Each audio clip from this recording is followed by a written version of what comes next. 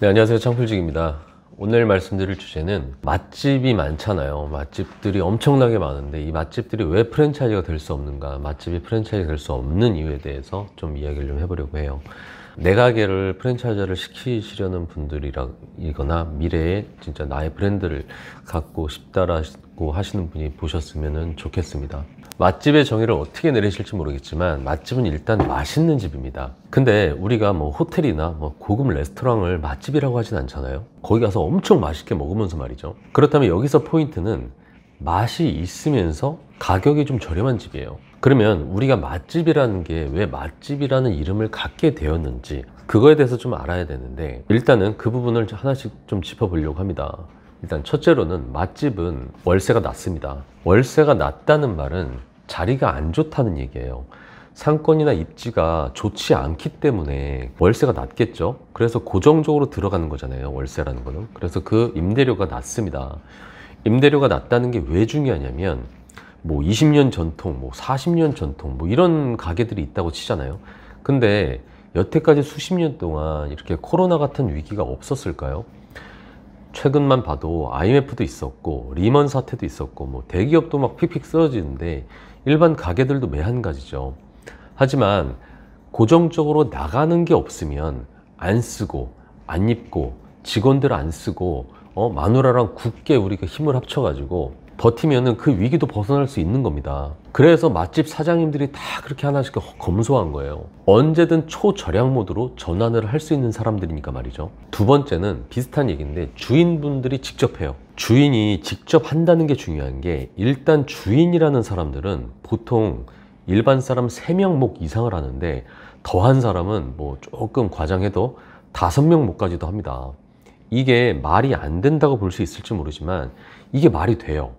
엄밀히 따지면 맛집 사장님들은 돈을 버는 방식이 자기 인건비 따먹는 거거든요.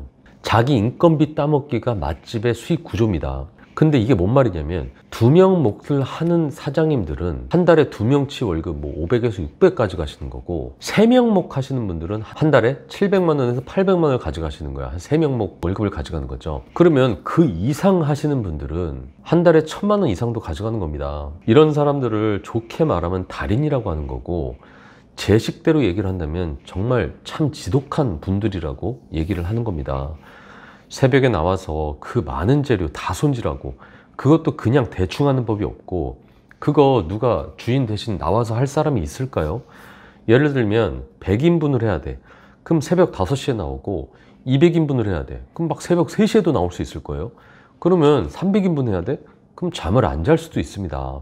그래서 인건비가 안 들어갑니다. 자기가 몇 명 몫을 해버리고, 그런 지독한 분들 밑에서 일하는 사람들도 이게 기준치가 만렙이 되잖아요. 그럼 그런 사람들이 같이 일하니까 그 밑에 있는 사람들도 대충 1.5인분 하는 사람들끼리 모여있게 되는 거죠. 같이 지독하게 변해버리는 겁니다. 세 번째로는 오랜 숙련 기간이에요. 이분들은 아무리 옆에서 유행하는 아이템이 뭐고 어떤 게 유망하고 뭐 이래도 밑으로 파고들어서 열심히 하는 힘만 있지 옆으로 새는 게 없어요. 자신이 마치 어떤 연구기관의 선임 연구원처럼 그저 하나 찍은 그 메뉴든 그 방식이든 그대로 가는 겁니다. 한마디로 노빠꾸인 거예요. 시대가 바뀌었네 뭐 이런 것도 없어요. 그냥 나는 내 길 가련다 이렇게 갑니다. 그래서 그 숙련도를 누가 따라올 수가 없어요. 네 번째로는 좋은 재료인데 그렇게 한 곳을 오래 파다 보면은 이게 남을 믿지 못합니다. 그 흔한 마늘 한쪽 쓰는 것도 남이 갈아놓은 이 간마늘 못 써요. 안 믿으니까. 마늘 중에서도 가장 품질 좋은 통마늘 막 알이 씨알이 얼마냐 이런 것까지 따져가면서 그거 받아가지고 자기가 새벽부터 가는 거예요. 편하게 갈면 될 것도 꼭 굳이 칼로 다 썹니다. 이 정도는 같이 받아서 써도 될 텐데 하는 것들도 굳이 다 사서 직접 하는 거죠. 그냥 잘하는 집 초장을 쓰면 되는데 고춧가루 사고 물엿 넣고 간장 넣고 또 굳이 육수까지 만들어서 넣고 디테일에 있어서 타의 추종을 불허합니다. 전문가들도 맛을 보면 그 미세한 맛을 잡아내기가 어려울 정도예요. 사실 이 정도면은 장사꾼이 아니라 선임 연구원에 가깝습니다. 발명가.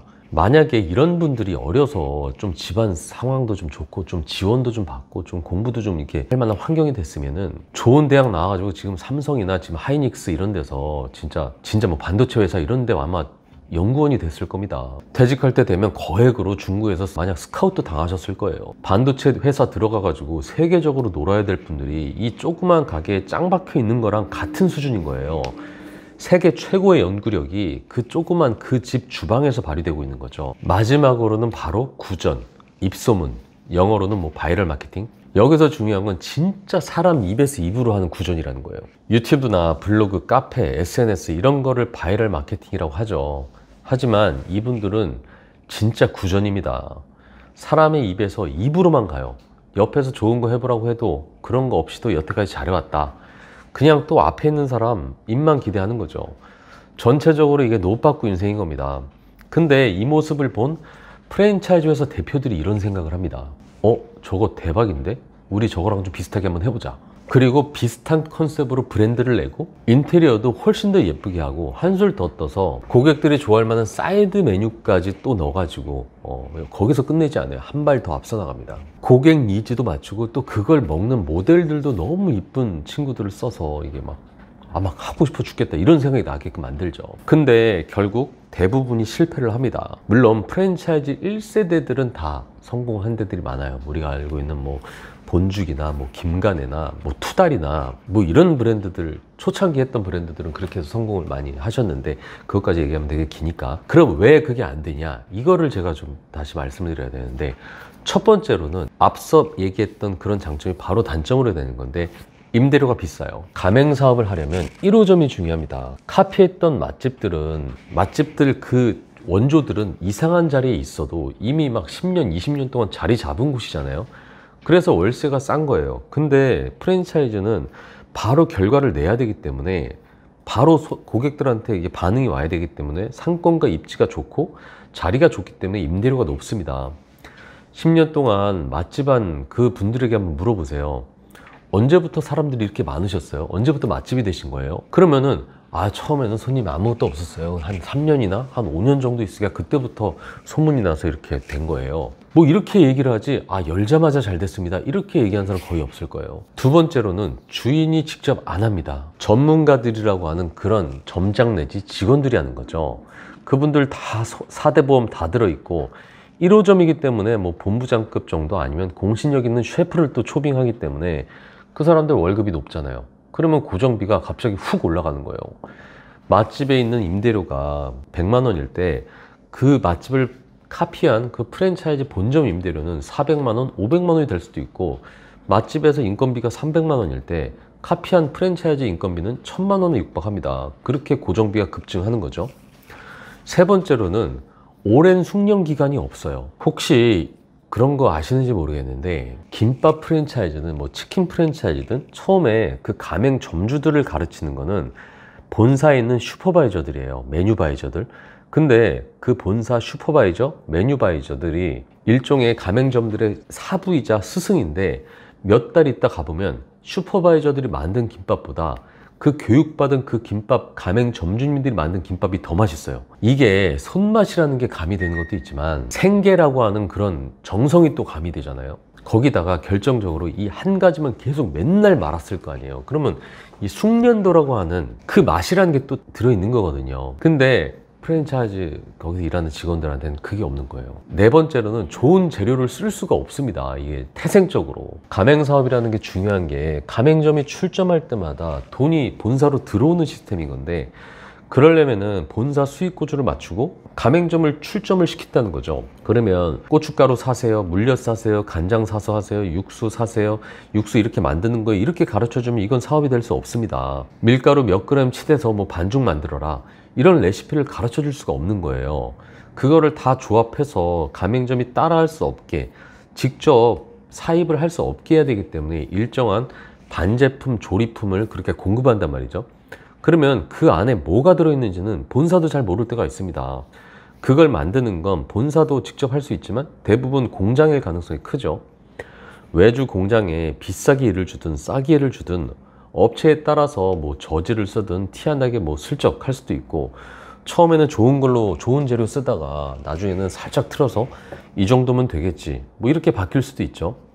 그 모든 과정이 레시피를 연구하고 그 레시피로 공장에 OEM 주고 공장 마진 붙고 본사로 오면 본사 마진 붙고 이게 각각 가공품들이잖아요. 그럼 또 사이사이 부가세 같은 세금 붙고 이러면은 재료의 품질은 줄어들면서 비싸지는 거죠. 맛집이 시장에 직접 가셔가지고 그 맛집 사장님이 국산 돼지고기에 국산 고춧가루 써가지고 3년 동안 묵은 그 뭐 간장을 뭐 쓴다든지 그렇게 해서 8,000원짜리 뭐 항아리 짬뽕을 만들어다 쳐요. 근데 그걸 따라한 프랜차이즈는 국내산이 아니라 미국산 돼지고기 쓰고 다대기 받아서 쓰고 3년 묵은 간장이 아니라 뭐 오뚜기 간장을 쓴다든지 뭐 이렇게 써서 8,000원짜리 항아리 짬뽕을 똑같이 만들었어. 비주얼은. 근데 겉모습은 똑같은데 맛은 그게 아니게 되는 거죠. 3,000원 원가 들여서 8,000원에 파는 거하고 실제로는 2,000원 들여가지고 8,000원에 파는 거랑 이건 완전히 틀리잖아요. 근데 문제는 직영점이나 뭐 본점까지는 그렇다 쳐도 가맹점으로 가면 완전히 이게 문제가 되는 거예요. 가맹점은 직영점 본점에 마진이 붙은 걸 팔아야 되는 거고 가맹비에 로열티에 광고비까지 추가되는 거니까 2,000원 원가가 아니라 4,000원 원가가 되는 겁니다. 그걸 8,000원에 팔면 가맹점이 너무 힘들어지니까 뭐 한 9,000원 정도에 팝시다 뭐 이렇게 협의 봐서 가맹점을 운영을 하는 거죠.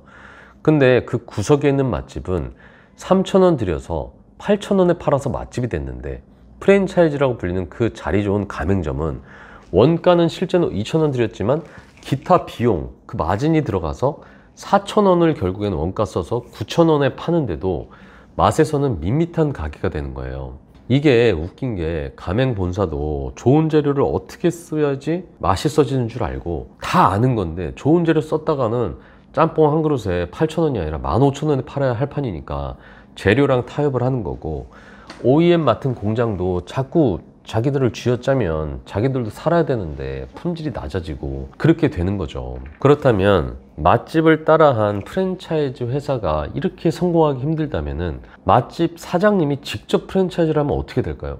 이건 사실 더 큰 문제입니다. 장사와 사업은 완전 천지 차이거든요. 맛집들은 이게 음식을 제외한 나머지 것들은 아예 안 되는 거잖아요. 만약에 야구를 무지하게 잘하는 류현진이 있어. 근데 류현진이라는 사람이 야구 말고 다른 것도 이렇게 잘할까요? 아마 류현진도 그 자기를 케어해준 기획사라든지 에이전시가 없으면 그 연봉 택도 없을 거고 누군가의 배만 불리는 일을 할 수도 있을 겁니다. 만약에 그 노래 잘하는 가수들 있잖아요. 그들이 노래만 잘하고 예술적인 소질만 있지 그 이외의 걸 또 잘할 수 있을까요? 맛집들도 마찬가지입니다. 정말 근엄하고 그 매장에서는 그 포스 뿜뿜 품어져 나오는 그 맛집 사장들이 그 맛집의 달인들도 밖에 데려다 놓으면 그저 그냥 어린아이일 뿐인 겁니다. 사업적으로는 법률, 세무, 노무, 상표, 브랜딩, 디자인, 스타일링, 뭐 수익 모델, 홍보, 고객 마케팅, 가맹점 마케팅, 뭐 영업, 출점 전략 이런 거 못하고 한번 해볼까 하다가